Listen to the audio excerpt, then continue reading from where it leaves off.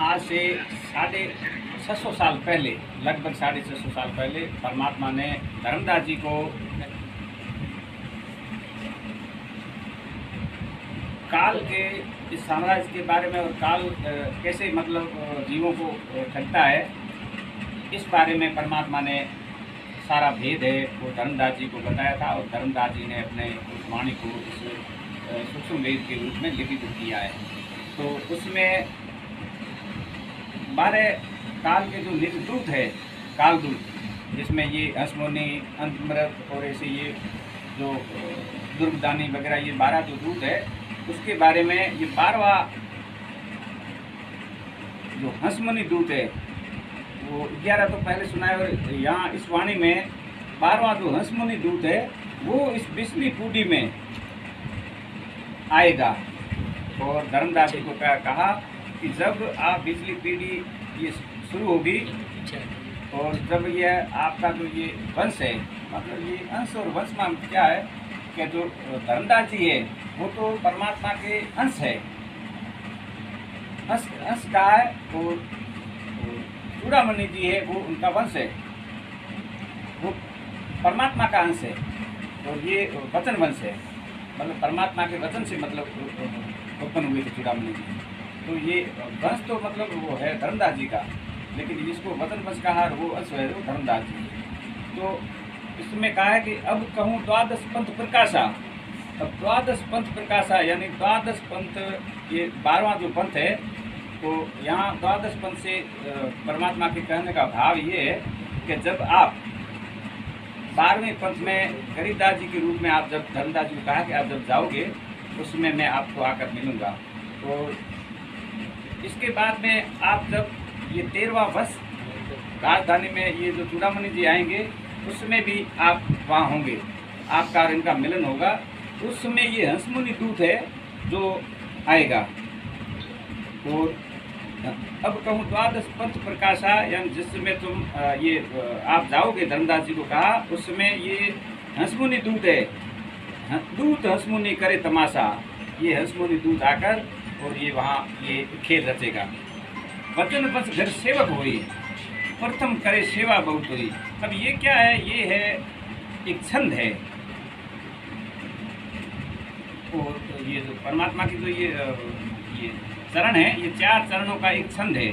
तो इस छंद में ये छंद है, ये आमने सामने क्रोश में इसका मतलब बात का मतलब जो है वो अर्थ मिलता है। जैसे ये पहला चरण, ये दूसरा चरण, ये तीसरा चरण, ये चौथा चरण है। तो ये प्रथम चरण और ये चौथा चरण है, ये दोनों को मतलब जब आमने सामने हम इसको हम पढ़ेंगे तब जाके इस बात का मतलब वो संत भाषा में ये मतलब किसी चीज़ को मतलब समय के लिए जब गुप्त रखना होता है ना, तो ये छंदो दो पाइयों में मतलब ये रखकर बात मतलब यहाँ की बात यहाँ दे देते हैं, यहाँ की बात ये समझने पाते, फिर ये समझने के बाद ये परमात्मा जब तो मेहर होती है तब ये बात समझ में आती है। तो ये प्रथम और ये चौथा चरण है। और यहाँ से ये बात दोनों की एक मिलेगी। और इधर से ये इसे देखेंगे, तीसरा और चौथा पढ़ेंगे तब जाके ये बात आमने सामने मतलब ये मेल बैठेगा। तो अब कहूँ द्वादश पंथ प्रकाशा,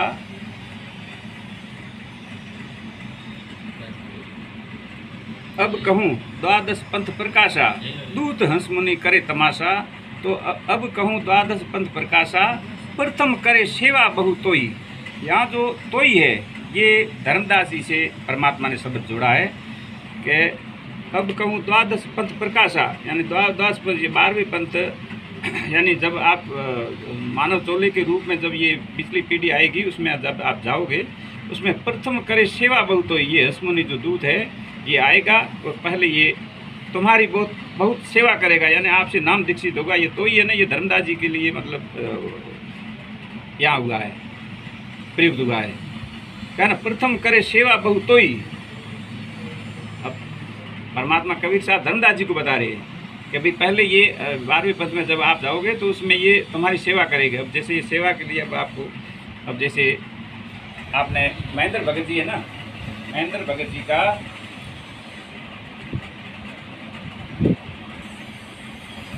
महेंद्र भगत जी, तो महेंद्र भगत ने अपने एंट्री में ये बताया कि भाई पहले इन्होंने रामदेवानंद जी महाराज से नाम दीक्षित हुआ। तो रामदेवानंद जी महाराज धर्मदास जी वाली आत्मा ही थी, तो यही बात यहाँ उन्होंने इस वाणी में बताया है। तो परमात्मा ने, गुरु जी संत रामपाल जी महाराज ने महेंद्र जी को वहाँ राम देवानंद जी से नाम दीक्षा करवाया था। ठीक है। फिर आगे बताया कि हंसमुनि दूत करे तमाशा, वचन वंश घर सेवक होई। यानी फिर बताया कि वचन वंश घर सेवक हुई। और वचन वंश कौन सा है? चूड़ामन वंश है।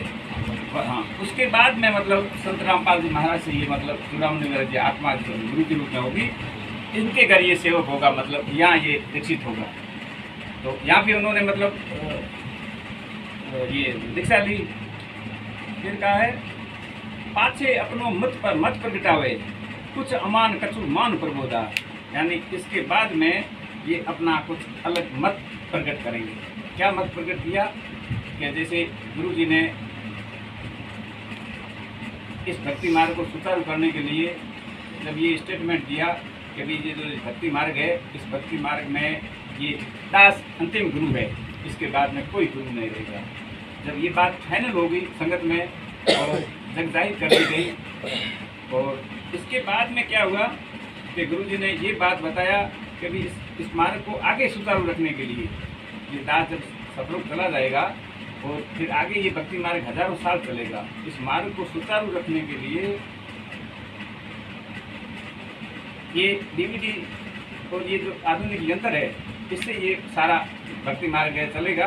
और इस भक्ति मार्ग से ये नाम दीक्षा यंत्रों द्वारा दिलाई जाएगी। तो नाम दीक्षा वही देगा जिसको आदेश दिया जाएगा।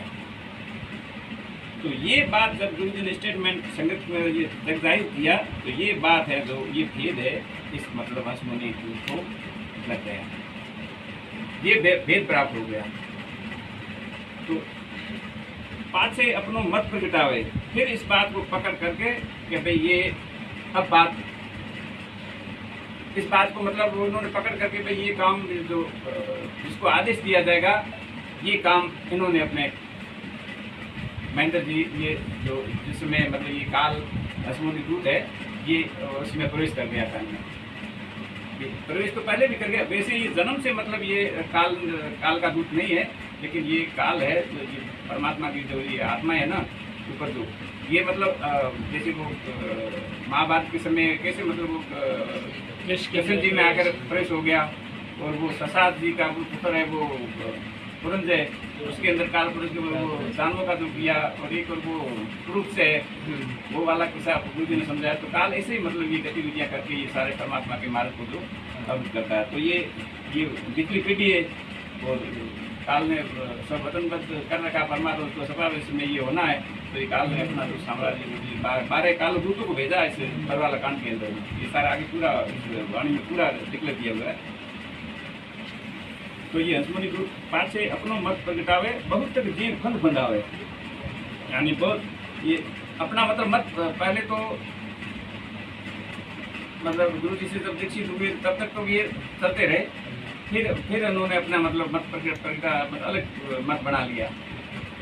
अपने पंथ को मतलब आगे चलाने के लिए, काल का पंथ चलाने में इन्होंने ये मतलब ये षड्यंत्र वगैरह जो कुछ करना था, ये इन्होंने मतलब ये मतलब किया काम। बहुत तक जीव फंद बंधावे, अंश वंश का करे विरोधा।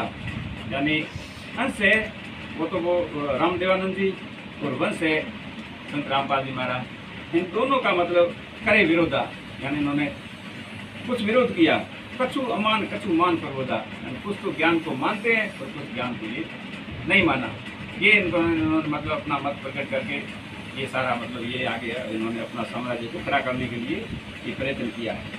यही विधि यमबाजी लावे, यानी इसी तरह की काल है जो इन दूतों को भेजकर और इस संगत के अंदर जो परमात्मा का जो भक्ति मार्ग है इसके अंदर मतलब ये अपने दूतों को भेजकर और शरीर में प्रवेश करवा के और ये सारा इस मार्ग भक्ति मार्ग को अवरुद्ध करेगा।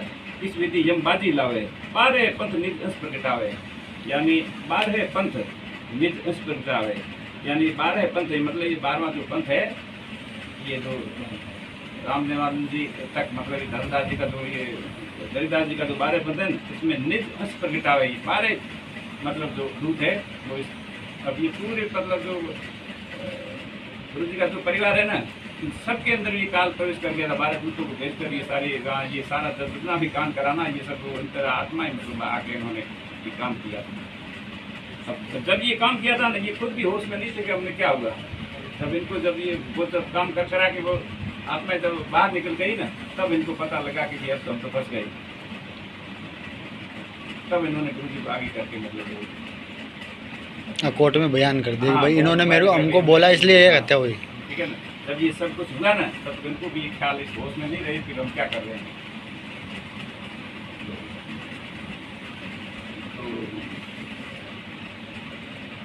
फिर आवे फिर जाइए भाई। ये नहीं कि भाई अब ये हो गया अब आगे नहीं होगा।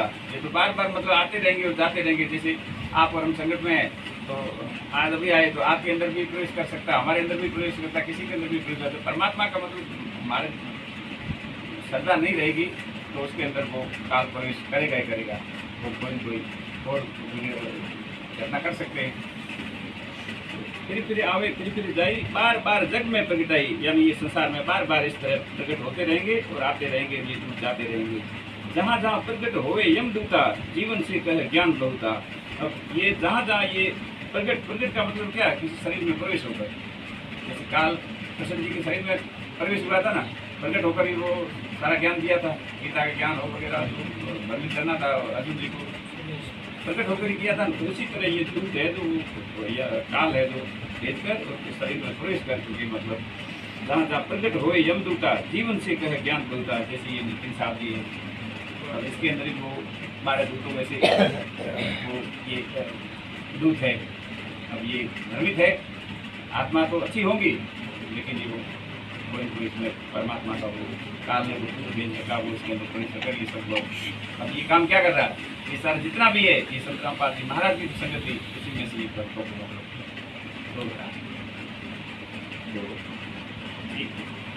जहाँ जहाँ बलते यदुता, जीवन से कहे ज्ञान बहुता। नाम कबीर धरावे आपा, तो कथित ज्ञान काया तरह थापा। यानी नाम कबीर धरावे आपा, यानी जो बात करेंगे कबीर साहब के नाम लेकर, बात करेंगे कबीर साहब के नाम लेकर के, और कथित ज्ञान काया तरह थापा, यानी जो ज्ञान सुनाएंगे वो इस शरीर तक ही उनका सीमित होगा। आत्मा की पहचान आत्म स्वरूप के रूप में कोई मतलब ये ज्ञान नहीं सुना पाएंगे। ये तो जब जब जन्म धरे संसारा, प्रकट हो के पंथ पसारा, यानी जब ये अब जब इनका ये ऊपर है ना आत्म स्वरूप, ये काल रूपों का जब उनका वहाँ मतलब भक्ति समाप्त हो जाएगी, फिर यही है जो फिर वापस उनका जन्म होगा, पृथ्वी पर जन्म होगा। तो फिर ये नए मतलब ब्रह्मलोक में होती तो भक्ति भी बहुत होती है, लेकिन वहाँ उस रेस्टोरेंट में रहने के लायक मतलब इतनी भक्ति नहीं होती, लेकिन भक्ति खूब आती है। नींबू पानी बना दें, ठीक है ना। तो वो जब पृथ्वी पर यहाँ आएगा ना, तब उनका जन्म होगा, प्रकट हो के नींबू पानी, यानी फिर वो किसी में प्रवेश करके जैसे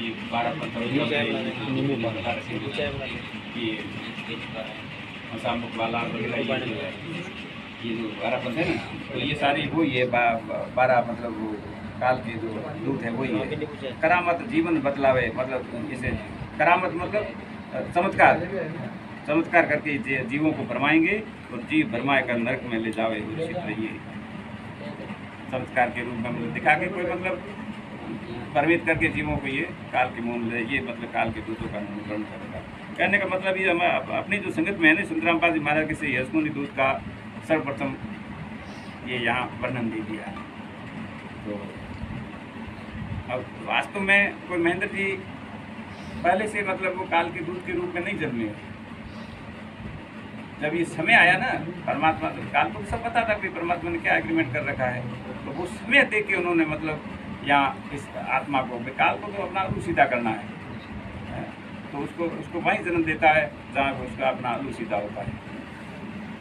तो ये तो किसी की बस की बात नहीं है, सुब्रमण्य जी परिवार की बस की बात नहीं है। वो तो भाई आज अपना शरीर है, अपने अंदर कोई प्रेत आत्मा तो अंदर प्रवेश कर ही जाती है, और अपने देखे हैं कई बार देखे, घरों में भी देखा है, आसपास पड़ोस में भी देखा है। अब ये तो सिद्धि युक्त आत्माएं हैं, और काल को 1000 कलाओं का मालिक है, उसने किसी आत्मा को सिद्धि युक्त करके प्रवेश करा के परमात्मा के मार्ग को अवरुद्ध करना था। उनका उद्देश्य यही था कि कोई भी जीव आत्मा है तो यहाँ से बाहर नहीं निकले।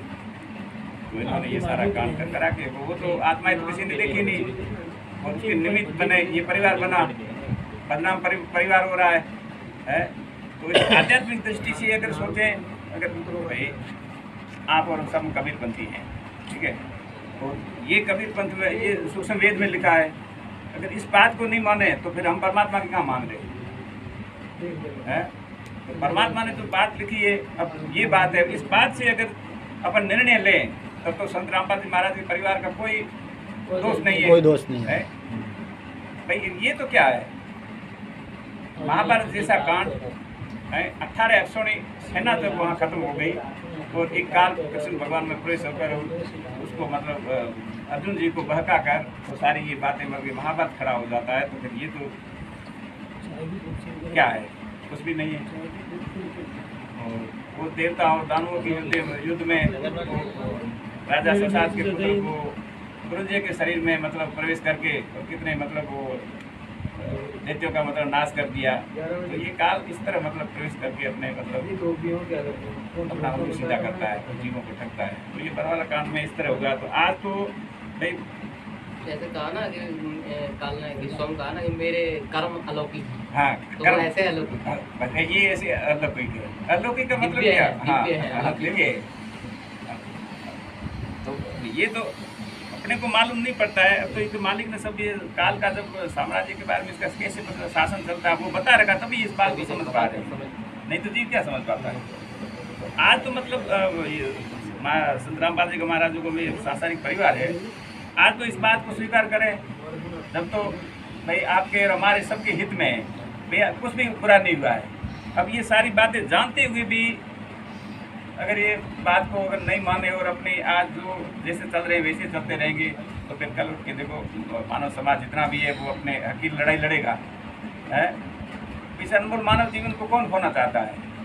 वो अपने गुरु को प्राप्त करना चाहता है। गुरु प्राप्त करने के लिए भाई अपनी आवाज़ उठाएगा। तो आज तो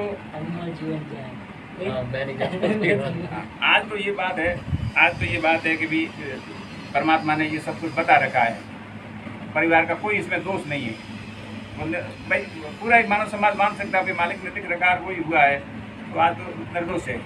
और ये निर्दोष आज तो है, लेकिन जब ये मानव साथ के साथ खिलवाड़ होगा तो फिर ये दोषी हो जाएंगे। फिर निर्दोष भी नहीं होगा। भाई आप जानबूझकर भी पूरे मानव समाज के साथ में खिलवाड़ कर रहे हो तो ये भी गलत हो सकता है आगे जाके। तो आज मतलब यही है कि परमात्मा के विधान को सत्य माने, तो जो लिखा है मालिक ने लिखा है तो कितने दिन चलाओगे?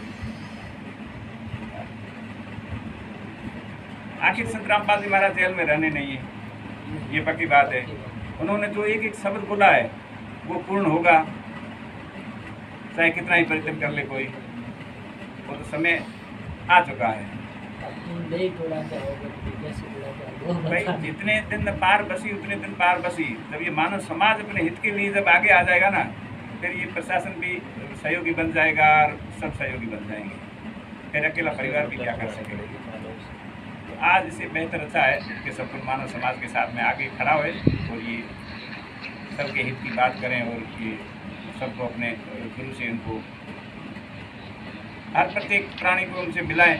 ये इनका मतलब सबसे बड़ा इनका दायित्व बनता है आज के समय में। फिर पुनः प्रार्थना करते हैं संत रामपाल जी महाराज के सभी जो पूरा परिवार है उनसे करें कि सब मानव समाज के लिए आगे आए और इस काम को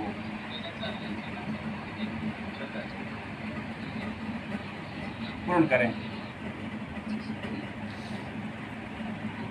ठीक है ना?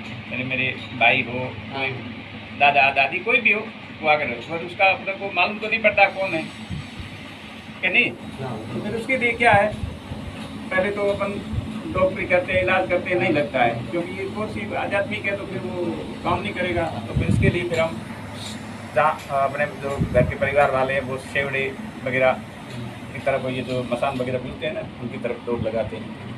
तो फिर वो उनको बुलाकर उनके पास में जो ये मंत्र सिद्धि होती है उस सिद्धि से फिर वो उस आत्मा के ऊपर प्रहार करते हैं।